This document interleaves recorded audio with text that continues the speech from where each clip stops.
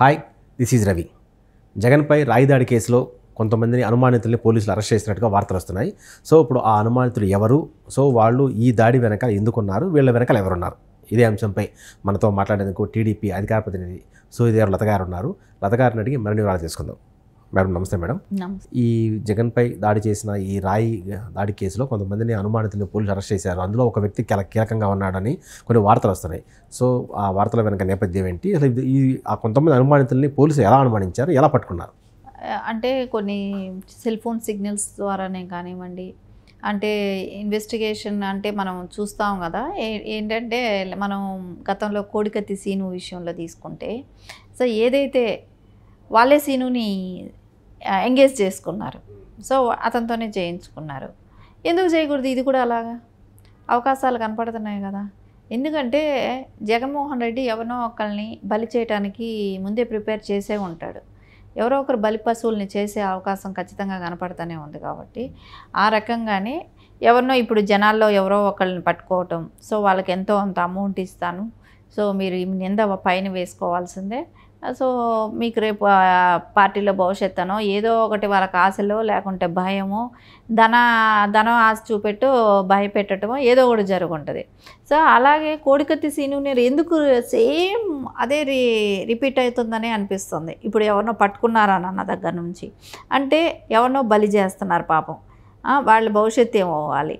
సరే ఇవన్నీ అనుకున్నా కానీ రాష్ట్ర ప్రజలు అంత అమాయకులా, అంత పిచ్చివాళ్ళ, వీళ్ళు చెప్తే నమ్మేసే అంత వాళ్ళ అంటే ఒకసారి సింపతి అంటే నువ్వు ఒక సీఎంగా ఉన్నప్పుడు నీ భద్రత నువ్వు చూసుకోలేకపోయావా? అంటే డీజీపీ ఫెయిలే కదా అక్కడ, సో నువ్వు పెట్టుకున్న అధికారులే కదా. సో ప్రధాని గారు వచ్చినప్పుడు కూడా వాళ్ళకేమీ నువ్వు అక్కడ ఆయనకు కూడా సెక్యూరిటీ కల్పించలేకపోయాడు కదా. ఎందుకంటే అక్కడ కూడా అల్లర్లు జరిగాయి కదా. అంటే నారా చంద్రబాబు నాయుడు గారి మీటింగ్లో కూడా అల్లర్లు జరిగాయి కదా. నారా చంద్రబాబు నాయుడు గారు వెళ్ళిన మీటింగ్స్ అంటే చిత్తూరులో కూడా రాళ్లతో దాడి చేయటం, బుల్లెట్ ప్రూఫ్ ఓపెన్ అవ్వటమే కానీ ఇవన్నీ చేయటమే జరిగాయి కదా. అప్పుడు కూడా వైఫల్యాలు ఉన్నట్టే కదా. సరే ఇన్ని వైఫల్యాలు కనపడుతున్నాయంటే అది నీ ఫెయిల్యూరే కదా. నువ్వు సీఎంగా ఉండబట్టే ఇన్ని ఫెయిల్యూర్స్ కనపడుతున్నాయి. సో వాళ్ళందరి మీద జరిగింది. సో నీ మీద రాయితో నువ్వే కొట్టించుకున్నావు అంటే నువ్వు సింపతి కోసం ఎలక్షన్ బిఫోర్ ఇవన్నీ చేస్తావు అనేది ఏపీ ప్రజలు అందరికీ తెలుసు. ఏపీ ప్రజలే కదా, తెలుగు వాళ్ళు ఎక్కడున్నా అందరికీ కూడా తెలుసు. ఎలక్షన్ బిఫోర్ ఇదొకటి. ఇంకొకటి ఎవరో ఒకరు చచ్చిపోతారు ఇప్పుడు ఇంకా. సో కుటుంబ సభ్యుల్లో ఎవరో ఒకరు చచ్చిపోయే అవకాశం ఉంది. ఎందుకంటే మళ్ళీ సింపతి క్రియేట్ అవ్వాలి, మళ్ళా జనాల్లో అపోజిషన్ పార్టీ మీద నెట్టాలి. ఇవన్నీ ఒక ప్రాసెస్ కదా అయింది. సో ఖచ్చితంగా ఇంకొకరిని చంపేసే థాట్ ప్రాసెస్ కూడా ఇది రన్ అవుతూనే ఉంటుంది. వీటికన్నిటికీ కూడా చూస్తుంటే జగన్మోహన్ రెడ్డి ఎంతకైనా దిగజారిపోయాడు. అంటే ఆయన ఆలోచన విధానం ఎలా ఉందంటే నేను సీఎం అవ్వాలి అంతే. అంతకుమించి ఆ సీఎం అవ్వటం కోసం, అధికార దాహం కోసం ఎంతటి వాళ్ళనైనా సరే వాడుకోవటం, చంపటం, వాళ్ళ భవిష్యత్తు నాశనం చేయటం అనేది మనకు పక్కాగా కనపడుతుంది. సరే చూద్దాం రేపటికి. ఇప్పుడు దొరికాడు అంటారు, ఇంకొంతసేపు తర్వాత దానికి ఏం చెప్తారు. ఎందుకంటే ఎవరినో ఒకరిని పట్టుకోవాలి, వాళ్ళు వచ్చి అపోజిషన్ లీడర్లు వాళ్ళు చేయించారు వీళ్ళు చేయించారని చెప్పాలి. అవన్నీ కూడా ఒక ప్రాసెస్సే కదా. సో కంపల్సరీ అవన్నీ జరుగుతుంది. సరే ఆయన వైఫల్యం అనేది ఇక్కడ కనపడుతూనే ఉంది. ఒక సీఎంగా ఆయన సొంత బాబాయిని చంపిన వాళ్ళని కాపాడుతూ వస్తున్నారంటే ఇప్పటి వరకు. సో ఇప్పుడు ఆయనే సెక్యూరిటీ లేదు, అపోజిషన్ లీడర్లకి సేఫ్ లేదు అక్కడ ఏపీలో. వాళ్ళ ఫోన్స్ మాట్లాడుకునేదానికి ఇది లేదు, ఫోన్ ట్యాపింగ్స్, ఇవన్నీ చూస్తుంటే జగన్మోహన్ రెడ్డి ఎంత వైఫల్యం ఉందో. సో ఇంకొకటి, ఇప్పుడు ప్రజల్లోకి ఏ లీడర్ అయినా ఏమైనా వెళ్ళేటప్పుడు ఎలా వెళ్తారు? నేను ప్రజలకు మీకు ఇవి చేస్తాను, రేపు పొద్దున్న నేను వచ్చాక మీకు భవిష్యత్తు బాగుంటుంది, నేను ఇండస్ట్రీ చేస్తాను, లేకుంటే నేను డెవలప్ చేస్తాను, నేను ఎడ్యుకేషన్ పరంగా అభివృద్ధిలోకి తీసుకొస్తాను, మీకు ఈ స్కీములు ఇస్తాను, ఇట్లాంటివి ఏదో చెప్పుకొని వెళ్తారు. కానీ ఈయన వెళ్ళేది ఏంటో తెలుసా? సింపతితో వెళ్ళాలి. సో అదే కనపడుతుంది ఇక్కడ. ఇప్పుడు సూపర్ 6 కానివ్వండి, వాలంటీర్లు కూడా వాళ్ళ పక్కన లేకుండా ఇప్పుడు మళ్ళీ వాళ్ళ భవిష్యత్తు కోసం వాళ్ళు నిలబడటమే కానివ్వండి, ఇవన్నీ చూస్తుండే కొద్దిగా జగన్మోహన్ రెడ్డికి భయం అనేది స్టార్ట్ అయింది. మనం ఓడిపోతున్నాం. సో ఓడిపోయేటప్పుడు మనం చేయాల్సిన పని ఏంటి? సో ఈ సింపతి క్రియేట్ చేయాలి, అపోజిషన్ పార్టీ మీద కొన్ని నిందలు వేయాలి. సో వాళ్ళ మీద నిందలు పడటంతోనే మనం కొంచెం రిలీఫ్ అవుతాం అనుకున్నాడు. కొన్ని రోజుల్లో ఇష్యూ డైవర్ట్ అవుతుంది. ఇప్పుడు ఏదైతే చంద్రబాబు నాయుడు గారు వెళ్తూ ఉపన్యాసాల్లోనే కానివ్వండి, మేము పెట్టిన పార్టీ పెట్టిన సూపర్ 6 గురించే కానివ్వండి, వృద్ధులకి పెన్షన్ గురించే కానివ్వండి, వాలంటీర్లకి 10,000 చేయటమే కానివ్వండి, వీటి గురించి ప్రచారంలో దూసుకుపోతున్నప్పుడు ఇది ఖచ్చితంగా ఏంటంటే డైవర్ట్ చేయాలి, ప్రజలందరి దృష్టి మార్చాలి. సో మార్చాలనుకున్నాడు, దాని మూలాన ఈ రాయి ఇది చేశారు. ఒక చిన్న కోడికత్తితో మనిషిని చంపేసేశారు, చంపేస్తున్నారు నన్ను అని గోల చేశాడు. అప్పుడు అపోజిషన్ లీడర్గా ఉన్నాడు. అప్పుడు నారా చంద్రబాబు నాయుడు గారే అప్పుడు సీఎం. అప్పుడు ఆయన సీఎంగా ఉన్నప్పుడే నాకు కోడికత్తి అని చెప్పి డైలాగ్స్ విన్నాం మనం. వివేకానంద రెడ్డి గారు చనిపోయినప్పుడు, రాజారెడ్డి గారు చచ్చిపోయినప్పుడు చంద్రబాబు నాయుడు గారే సీఎం, రాజశేఖర్ రెడ్డి గారు చచ్చిపోయినప్పుడు అసెంబ్లీలో ఉన్నారు. ఈ తర్వాత ఏమో ఈయన కోడికత్తి గుచ్చుకున్నప్పుడేమో సీఎం చంద్రబాబు నాయుడు అన్నాడు. ఇప్పుడు ఎవరు రాయి తగిలినప్పుడు సీఎం ఎవరు? జగన్మోహన్ రెడ్డి.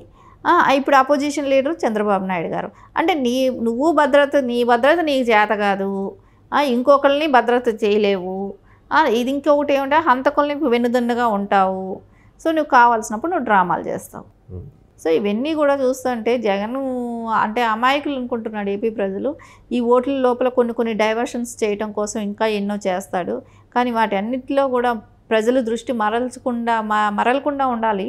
ఖచ్చితంగా అది కూడా జరుగుతుంది. ఎందుకంటే ప్రతిసారి రొటీన్ ఇట్లాంటివి చేస్తుంటే వాళ్ళకి కూడా విసుగు వస్తుందండి. చూసే వాళ్ళకిను ఎంత సింపతి తెలుగు వైసీపీకి ఓటేసే వాడికైనా కూడా చిరాకు వస్తుంది. ఇంత నీచానికి దిగబడి ఓట్లకి ఇంత నీచంగా మనం వెళ్ళాలా అనేది ఉంటుంది. పని చేసి అడగాలి, పని చేయకుండా అడగటం కాదు కదా. అది చేయలేక ఇది స్టార్ట్ చేశారు. ఇప్పుడు రేపు పొద్దున భారతీ గారు కూడా పులివెందులు అవన్నీ తిరుగుతున్నారు కదా. సో తిరిగినప్పుడు అక్కడ ఏమని ప్రచారానికి ఇప్పుడు మీ మామయ్యని చంపిన వాళ్ళు ఎవరు అని అడుగుతారు. సో దానికి సమాధానం చెప్పుకోలేక ఇప్పుడు ఈవెన్ భర్త మీద అటాక్ జరిగిందని నాకు చెప్పుకుంటూ వెళ్ళటం కోసం ఇప్పుడు ఈ సింపతి క్రియేషన్ ఇవన్నీ కూడా ఓటు కోసం చేస్తున్నదే.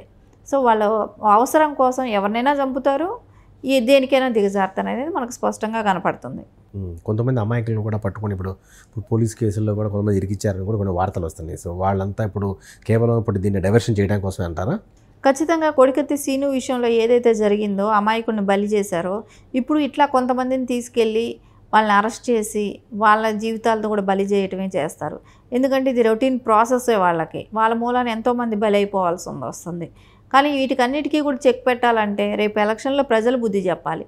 ఖచ్చితంగా ప్రజలైతే బుద్ధి చెప్పడానికి రెడీగానే ఉన్నారు. ఎందుకంటే ప్రతిసారి రొటీన్ వినటానికి ఎవరికి కూడా ఓపిక ఉండదు. ప్రజలు కూడా అన్ని గమనిస్తున్నారు కాబట్టి నిజాలు ఏంటో వాళ్ళకి అర్థమవుతున్నాయి. కాబట్టి అక్కడ ప్రతిదీ కూడా వైఫల్యం కనపడుతూనే ఉంది కదా.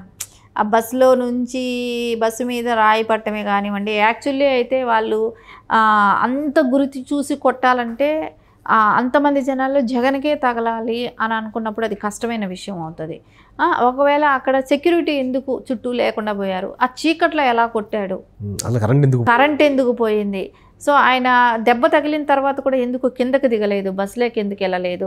సరే ఆ తర్వాత కూడా ఎందుకు అక్కడ సెక్యూరిటీ మొత్తం కూడా క్లియర్ చేసేసేయాలి, జనాలందరినీ పంపించేసేయాలి, ఇంకేం జరుగుతుందో అనే ఒక భయం అనేది ఉండాలి. కానీ అలాంటిది ఏమీ జరగలేదు. ఇవన్నీ చూస్తుంటే మనకి ఎట్లా కనిపిస్తుంది అంటే ఆయనకి నార్మల్ వాళ్ళు కాదు చేయించుకుంటే ఇప్పుడు నెక్స్ట్ మన మీద ఇంకేం అటాక్ జరగదు, ఈ రాయి మనం వేయించుకుందాం కాబట్టి మనకు జరిగింది అనే ఒక భరోసాతో ఆయన వెళ్ళాడినట్టే కనపడుతుంది మనకాడ. అది ఖచ్చితంగా వాళ్ళు చేసుకున్నదే అనేది మనకు అక్కడ కనపడుతుంది. ఎవరో బలి అవుతున్నారు. ఇప్పుడు ఇంకెంతమందిని బలి చేస్తారో కూడా తెలియదు ఈ ఎలక్షన్ లోపల. మొత్తానికి జగన్పై రాయి దాడి టీడీపీ వైసీపీ మధ్య వార్ ఆఫ్ వర్డ్స్కి తెరలేసింది. సో మీరంటే మీరు అని చెప్పి ఇద్దరు ఆరోపణలు చేసుకుంటున్నారు. సో ఏది ఏమైనా నిజాలు మొత్తంలో తెలుస్తాయి. దీనిపై పోలీసులు ఇప్పటికే సీరియస్గా